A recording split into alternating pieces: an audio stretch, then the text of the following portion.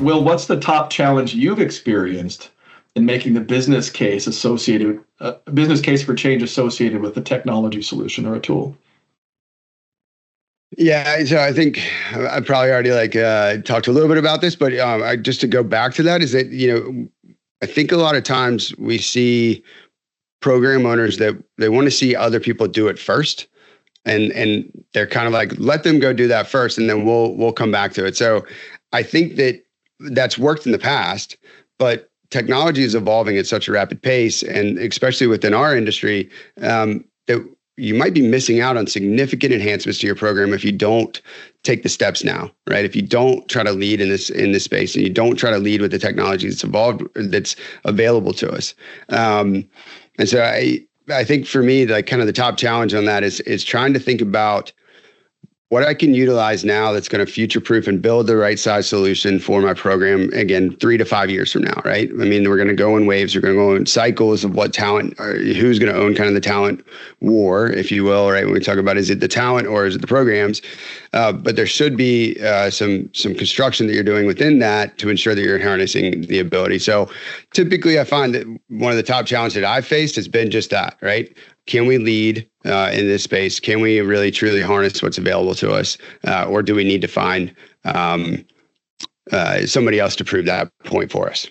That it's really interesting you say that. And particularly, I'm thinking about my experience in talent acquisition and in HR. And one of our responsibilities, and this is also relevant for the contingent workforce, is managing risk. So we have to be able to grow and move forward and manage risk, and sometimes changing or leading or influencing change or initiating it requires a level of risk. So I think that's really kind of an interesting observation.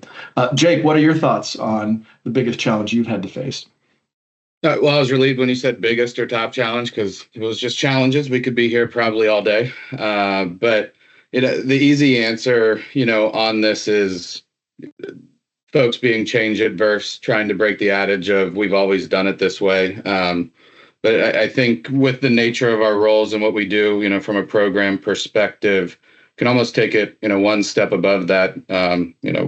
Again, talked about it earlier. Our roles, they're really enterprise, company-wide, touching every facet, of the company. So from a general standpoint, the biggest hurdle that, we've had to overcome, even just going through some of these processes, has been just getting, we'll say, that collaborative enterprise vision or support and alignment just over the initiative itself.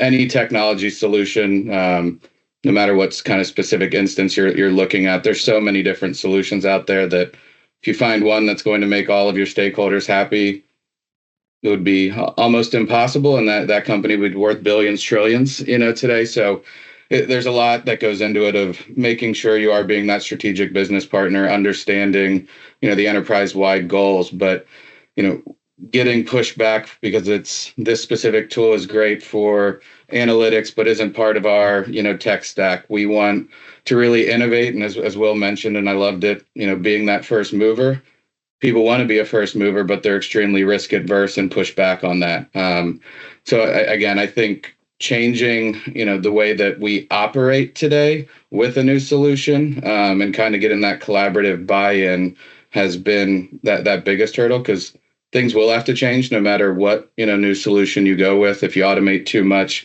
have to change individuals' work scope, and that instantly creates enemies or naysayers pretty quickly.